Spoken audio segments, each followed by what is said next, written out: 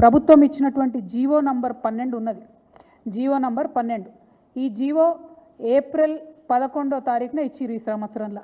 కానీ ఇది మీకు ఎక్కడ ప్రభుత్వ వెబ్సైట్లో కనబడదు, ఇండస్ట్రియల్ ఇన్ఫ్రాస్ట్రక్చర్ కార్పొరేషన్ వెబ్సైట్లో కనబడదు, ఎక్కడ కూడా కనబడదు. ఎందుకు ఇంత రహస్యం?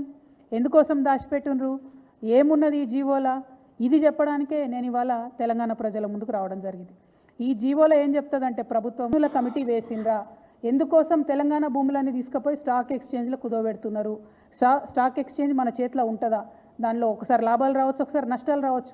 ఒకవేళ నష్టం వస్తే తెలంగాణలో మనం జమ చేసి పెట్టుకున్నటువంటి 1,75,000 ఎకరాలు వాటి భవితవ్యం ఏంటిది? మన పిల్లల భవిష్యత్ ఎట్లా?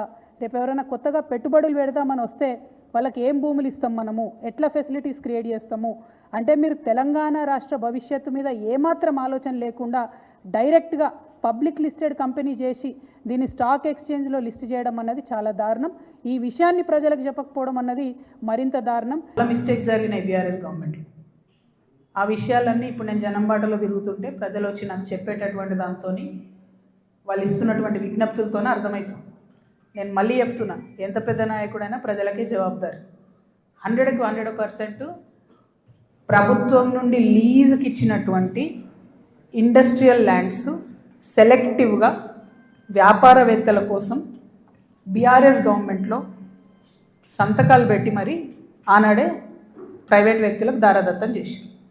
ఆ సంతకాలు పెట్టింది ఎవరు, పెట్టించడం వెనుకుందెవరు, అది టైం హ్యాస్ టు డిసైడ్.